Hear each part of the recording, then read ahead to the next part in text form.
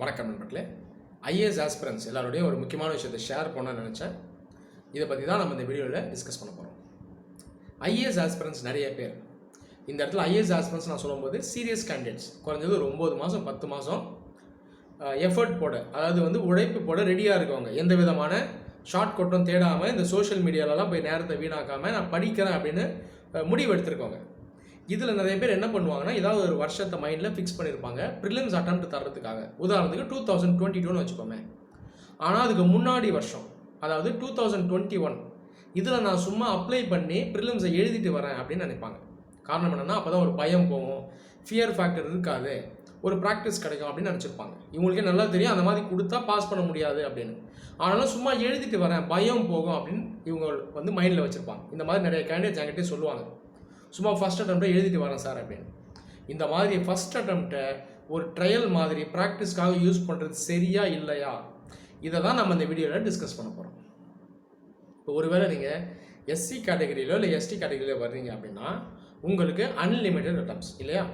21 வயசில் ஆரம்பித்து age limit முடிகிற வரைக்கும் எவ்வளோ அட்டெம்ப்ட் வேணால் யூஸ் பண்ணலாம். இவங்களுக்கு பெருசாக ரிஸ்க் இல்லை. ஒருவேளை நீங்கள் ஓபிசிலேயோ இல்லை ஜென்ரல் கேட்டகரியிலோ இல்லை இடபிள்யூஎஸில் வரவராவோ இருந்தீங்கன்னா உங்களுக்கு லிமிட்டட் அட்டெம்ப்ட்ஸ் தான். ஓபிசிக்கு 9 அட்டெம்ப்ட், ஜென்ரல் கேட்டகரிக்கும் இடபிள்யூஎஸ்க்கும் 6 அட்டெம்ப்ட்.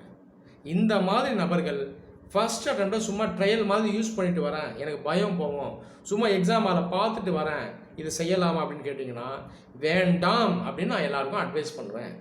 இதுக்கு ஒரு சில காரணங்கள் இருக்குது, அது என்னங்கிறத நான் சொல்கிறேன். இப்போது சீரியஸ் கேண்டிடேட்டாக ஒருத்தர் இருக்கார், உழைப்பு போட ரெடியாக இருக்கார், ஷார்ட்கட் தேடலை, சோஷியல் மீடியாவில் நேரத்தை வீணாக்கலாம் அப்படின்னா கண்டிப்பாக ஃபஸ்ட் அட்டெம்ப்ட்லேயே அவர் செலக்ட் ஆகிறதுக்கான பாசிபிலிட்டி பார்த்திங்கன்னா ரொம்ப ரொம்ப அதிகம். இது அடிக்கடி நான் என்னோடய வீடியோஸ்லேயே சொல்லுவேன். சொல்லப்போனால் சரியான பாதையில் போனாலே ஃபஸ்ட் அட்டெம்ப்டில் செலக்ட் ஆகிடலாம். யூபிஎஸ்சி எக்ஸாமினேஷன் அப்ளிகேஷன் தான் பார்த்திங்கன்னா அதிகமாக இருக்கும். ஆல் இண்டியா லெவலில் சீரியஸ் அட்டெம்ப்ட் டெஸ்ட் பார்த்திங்கன்னா ரொம்ப கம்மி தான். சீரியஸான கேண்டிடேட்ஸ் பார்த்திங்கன்னா அந்தளவுக்கு கிடையாது. அதனால் சரியான பாதையில் போயிட்டீங்கனாலே ஃபஸ்ட் அட்டெம்ப்டில் நீங்கள் செலக்ட் ஆகிடுவீங்க. இப்போ நீங்கள் இந்த கேள்வி என்கிட்ட கேட்கலாம், நீங்களே சொல்கிறீங்க ஒரே அட்டெம்ப்டில் செலக்ட் ஆகிடலாம் அப்படின்னு. அப்போ நான் ஏன் என்னுடைய ஃபஸ்ட் அட்டெம்ப்டை சும்மா யூஸ் பண்ணிட்டு வரக்கூடாது, செகண்ட் அட்டெம்ப்ட் அதாவது என்னுடைய சீரியஸ் அட்டெம்ப்ட்லேயே நான் செலக்ட் ஆக தானே போகிறேன், அப்போ சும்மா நான் எழுதிட்டு வரேன்னு என்னுடைய ஃபஸ்ட் அட்டெம்ப்ட் தான் நீங்கள் என்ன பார்த்து கேட்கலாம். இதற்கான விடையை நான் சொல்கிறேன். இதுக்கு ஒரு சில காரணங்கள் இருக்குது. ஃபஸ்ட்டு ரீசன், ஹைபாத்தட்டிக்கலாக நீங்கள் ஜென்ரல் கேட்டகரியில் வர்றவர் அப்படின்னு நம்ம வச்சுப்போம், சும்மா அசியூம் பண்ணுவோம். அப்போ உங்களுக்கு 6 அட்டெம்ப்ட் இருக்குது, ஆமாவா இல்லையா?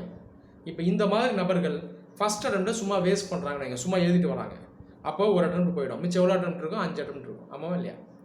இப்போ செகண்ட் அட்டெம்ப்ட் சீரியஸ் கேண்டிடேட் தான் எஃபர்ட் போடுறாரு, கண்டிப்பாக அதில் செலக்ட் ஆவார். உதாரணத்துக்கு இதில் ஒருத்தர் செலக்ட் ஆகிட்டாருன்னு வைங்க. ஆனால் இதில் ஒரு பிரச்சனை என்ன அப்படின்னா, இதில் நிறைய பேருக்கு அவங்க நினச்ச சர்வீஸ் கிடைக்காது, அதாவது அவங்க நினச்ச ரேங்க் வராது. ஃபார் எக்ஸாம்பிள், ஒருத்தர் 350வது ரேங்க் எடுக்கிறாருன்னு வைங்க, ஆனால் அவருடைய ஆம்பிஷன் ஐஏஎஸ் தான். இப்போ 350வது ரேங்க்கு ஒரு வேளை ஐபிஎஸ் வரும், இல்லை ஒரு வேளை ஐஆர்எஸ் வரும். ஆனால் ஐஏஎஸ்க்கான வாய்ப்பு ரொம்ப கம்மி. இந்த மாதிரி நபர்கள் என்ன பண்ணுவாங்கன்னா, கண்டிப்பாக கிட்டத்தட்ட 100% இந்த மாதிரி நபர்கள் கண்டிப்பாக அடுத்த அட்டெம்ப்டை எழுதுவாங்க. நிறைய பேர் சர்வீஸில் சேர்ந்துட்டு எழுதுவாங்க, நிறைய பேர் சேராமல் வீட்டில் இருந்தே மறுபடியும் அடுத்த அட்டெம்ப்ட் தருவாங்க. இதில் ஒரு சிக்கல் இருக்குது. இது அடிக்கடி நடக்கும், நிறைய பேர் நடக்கும், எல்லாருக்கும் நிறைய பேர் நடக்கும். நான் அதை ரெகுலராக இவ்வளோ வருஷங்களாக நான் பார்த்துட்டு தான் இருக்கேன். என்ன நடக்கும்னா, அதுக்கப்புறம் அட்டெம்ப்ட் தரும்போது மறுபடியும் அவங்க நினச்ச ரேங்க் வராமல் போகிறதுக்கான வாய்ப்பு இருக்குது. ஃபார் எக்ஸாம்பிள், இதே 350வது ரேங்க்கோ இல்லை ஒரு 280வது ரேங்க்கோ இல்லை 400வது ரேங்க்கோ தான் வரும். அப்போ மறுபடியும் அந்த ரேங்க் கொஞ்சம் பின்னாடி தான் போகும். அப்போ அதுவும் பார்த்தீங்கன்னா ஒரு ஐஆர்எஸ்க்கான ரேங்க்கு தான் வரும். அப்போது ஐஏஎஸ்க்கான ரேங்க் வராது. இந்த மாதிரி பிரச்சனை நிறைய பேர் நடக்கும். அப்போது அதுக்கப்புறமா அட்டெம்ப்ட் அவங்க எழுதுவாங்க, ஆனால் அவங்க நினச்ச ஐஏஎஸ் வராது. அப்போது ஒரு வேளை ஐபிஎஸ்க்கான ரேங்க்கோ இல்லை ஐஆர்எஸ்க்கான ரேங்க்கோ தான் அதுக்கப்புறமா வரும். இந்த மாதிரி நிறைய பேருக்கு நடக்கும். இப்போ இதில் என்ன பிரச்சனைனா, ஒரு விளிம்பில் கொண்டு போய் விட்டுரும். ஒரு ஸ்டேஜில் 5வது அட்டெம்ப்ட்கோ இல்லை ஒரு வேளை லாஸ்ட் அட்டெம்ப்ட் 6th அட்டெம்ப்ட்கோ ஒரு ஸ்டேஜில் கொண்டு போய் விட்டுரும். இந்த நேரத்தில் என்ன ஆகும்னா, ப்ரெஷர் அதிகமாகிடும், அப்போ ஒரு ஸ்ட்ரெஸ் உருவாகிடும். இது ஒரு மிகப்பெரிய பிரச்சனை. ஜெனரலாக சர்வீஸ் வாங்கிட்டாங்கனாலே அதுக்கப்புறம் அட்டெம்ப்ட் எழுதுனாங்கன்னா ஸ்ட்ரெஸ் இருக்காது, ஜாலியாக தான் எழுதுவாங்க எக்ஸாம் ஹாலில். ஆனாலுமே இவங்களுக்கு கூட கடைசி அட்டெம்ப்டில் போய் நிற்குதுன்னா ஸ்ட்ரெஸ் வரும். இது ஒரு ஆபத்து. இது முதல் காரணம். 2016 பார்த்தீங்கன்னா இந்தியாவில் நிறைய பேர் யூபிஎஸ்சி கிட்ட எக்ஸ்ட்ரா அட்டெம்ப்ட் தாங்க, அப்படின்னு சொல்லி ஒரு போராட்டம் நடத்தினாங்க. காரணம் என்னென்னா, சிசாட் பேப்பர் இது வந்து இருந்த காலத்தில், அதாவது இப்போதைக்கு அது குவாலிஃபைங்காக இருக்குது, இதுக்கு முன்னாடி அதனுடைய மார்க்கையும் எடுத்துப்பாங்க யூபிஎஸ்சி. இந்த பீரியட் வந்து ஒரு டிஸ்கிரிமினேட்டரி பீரியட். இதை வந்து யூபிஎஸ்சி அப்பாயிண்ட் பண்ண எக்ஸ்பர்ட்டே ஒத்துக்கிட்டார். இந்த காரணத்தினால எங்கள் எல்லாருக்கும் அடிஷ்னல் அட்டம் தாங்கன்னு வந்து போராட்டம் நடத்தினாங்க 4 வருஷம் முன்னாடி. இதில் உத்து கவனிச்சிங்க அப்படின்னா இன்ட்ரெஸ்டிங்கான விஷயம் என்னென்னா, ஆல்ரெடி சர்வீஸில் இருந்த நிறைய பேர் அந்த போராட்டத்தில் இருந்தாங்க. ஐபிஎஸ் ஆஃபீஸர்ஸ், ஐஆர்எஸ் ஆஃபீஸர்ஸும் நிறைய பேர் இருந்தாங்க. காரணம் என்னென்னா, இவங்களுக்கு அட்டெம்ப்ட் முடிஞ்சு போயிடுச்சு. இவங்களுடைய ஆம்பிஷன் வந்து ஐஏஎஸ் ஆகணுங்கிறது. ஆனால் எழுதுறது கையில் அட்டெம்ப்ட் இல்லை. இவங்களில் நிறைய பேர் இந்த போராட்டத்தில் இருந்தாங்க. அப்போ என்ன புரிஞ்சுக்கணும், அட்டெம்ப்ட் வந்து ரொம்ப ரொம்ப ப்ரெஷியஸ். இது வந்து விலை மதிப்பே கிடையாது. அதனால் தயவுசெய்து இதை வீண் பண்ணக்கூடாது. இது வந்து முதல் காரணம். ரெண்டாவது காரணம் என்னன்னு பார்த்தீங்கன்னா, ஃப்யூச்சரில் ஒரு வேளை யூபிஎஸ்சி சிலபஸில் மாற்றங்களை கொண்டு வரலாம். உதாரணத்துக்கு ஆப்ஷனலை ரிமூவ் பண்ணலாம். உடனே ஐயோன்னு சொல்லாதீங்க, பேனிக் ஆகாதீங்க. ரிமூவ் பண்ணலாமலும் போகலாம். சொல்லப்போனால் இன்னும் ஒரு 10 வருஷத்துக்கு கூட ஆப்ஷனில் அப்படியே வச்சுக்கலாம். ஆனால் ஒரு வேளை இன்னும் ஒரு 2 வருஷம் கழிச்சோ 3 வருஷம் கழிச்சோ 4 வருஷம் கழிச்சு கூட ஆப்ஷனில் தூக்கலாம். யாராலையும் அடித்து சொல்ல முடியாது. பல வருடங்கள் முன்னாடி நிறைய எக்ஸ்பர்ட்ஸ் யூபிஎஸ்சிக்கு ரெக்கமெண்டேஷன் கொடுத்துருக்காங்க, ஆப்ஷனில் தூக்கிடுங்க அப்படின்னு. அப்போ தான் லெவல் பிளேயிங் ஃபீல்டு வரணும். ஆனால் இன்றைக்கி வரைக்கும் ஆப்ஷனில் வச்சுருக்காங்க. ஒரு வேளை ஃபியூச்சரில் தூக்கலாம், தூக்காமலாம் போகலாம். மறுபடியும் சொல்கிறேன், யாராலையும் சொல்ல முடியாது. ஆனால் நியர் ஃபியூச்சரில் ஆப்ஷனில் தூக்கிறதுக்கான சாத்தியக்கூறு அதிகம். ஒரு வேளை ஒரு 3-4 வருஷம் கழித்து ஆப்ஷனில் ரிமூவ் பண்ணலாம். மறுபடியும் அது யாராலையும் வந்து சொல்ல முடியாது. இப்போ இதில் என்ன பிரச்சனை அப்படின்னு பார்த்தீங்கன்னா, மறுபடியும் இந்த மாதிரி சர்வீஸ் வாங்கியிருக்காங்க, மறுபடியும் அட்டெம்ப்ட் தர்றவங்க பார்த்தீங்கன்னா, இந்த நேரத்தில் ஒரு ஆப்ஷனில் தூக்குறாங்க அப்படின்னா, அந்த நேரத்தில் இவங்களுக்கு இது கொஞ்சம் சேலஞ்சாக இருக்கும். ஏன்னா இவங்க வந்து வேலை செஞ்சுக்கிட்டு இருப்பாங்க. அந்த சேஞ்சுக்கு ஏற்ற மாதிரி அட்ஜஸ்ட் பண்ணுறதுக்கு அதிகமாக நேரத்தை செலவிட முடியாது. இந்த ஒரு சேலஞ்ச் வரும் இவங்களுக்கு. மறுபடியும் இதை கூட வந்து இவங்க வந்து சாதாரணமாக ஹேண்டில் பண்ணால் இதையும் சமாளிக்கலாம். இது வந்து ஒரு மிகப்பெரிய சேலஞ்சு கிடையாது, அதையும் நான் சொல்கிறேன். ஆனால் அந்த நேரத்தில் இதெல்லாம் கொஞ்சம் ஸ்ட்ரெஸ் கொடுக்கும். இது வந்து காரணம் 2. மூணாவது காரணம் என்ன அப்படின்னு பார்த்தீங்கன்னா, யூபிஎஸ்சி ஃபியூச்சரில் ஏஜ் லிமிட்டை கம்மி பண்ணலாம், அட்டம்ஸையும் கொஞ்சம் குறைக்கலாம். மறுபடியும் சொல்கிறேன், இது ஹைபாதட்டிக்கல் தான், யாராலையும் அடிச்சு சொல்ல முடியாது. பல வருடங்கள் முன்னாடியே இந்த மாதிரி சேஞ்சஸை கொண்டு வாங்கன்னு எக்ஸ்பர்ட் சொல்லியிருக்காங்க. இன்னைக்கு தேதி வரைக்கும் யூபிஎஸ்சி அதில் நடவடிக்கை எடுக்கலாம். அப்போ இதுதான் உண்மை.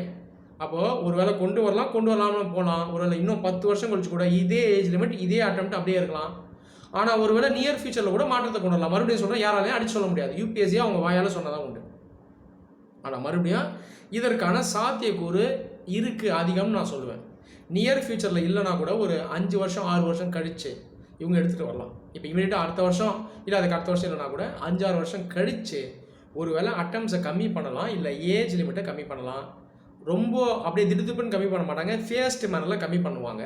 அதுக்கான சாத்தியக்கூறு இருக்குது அப்படின்னு நான் சொல்லுவேன்.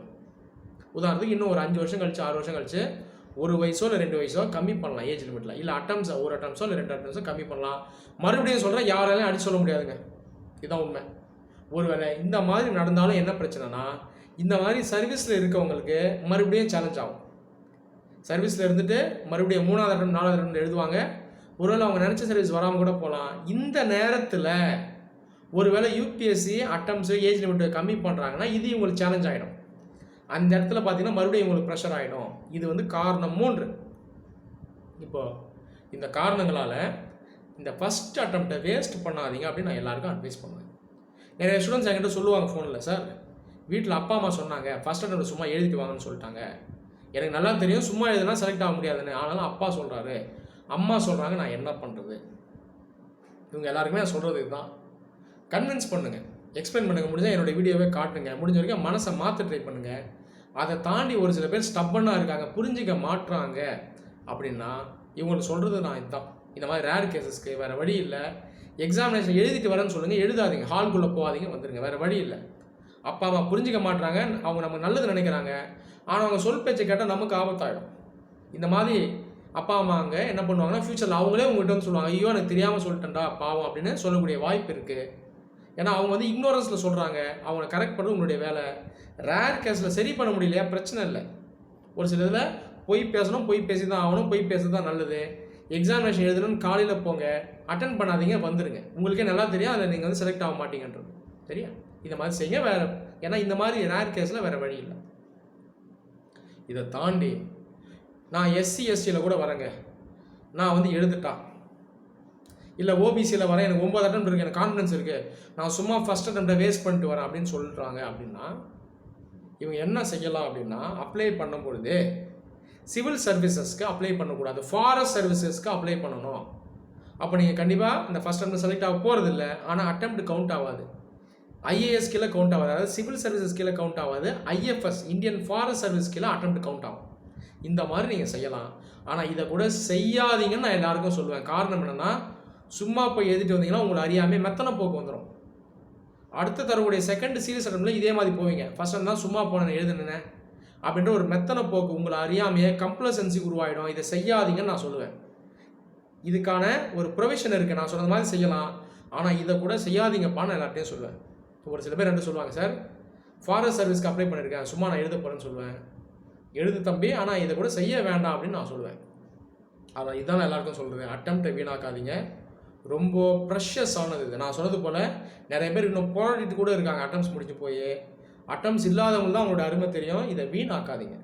அதனால் படிங்க. எப்போ படிக்க ஆரம்பிக்கிறீங்களோ அதுக்கு அப்புறம் வரக்கூடிய அந்த வருஷத்தில் உங்களுடைய ஃபஸ்ட் அட்டெம்ப்ட் தாங்க. ஃபஸ்ட்டு அட்டெம்ப்ட் உங்களுடைய சீரியஸ் அட்டெம்ப்டாக இருக்கட்டும். நன்றி.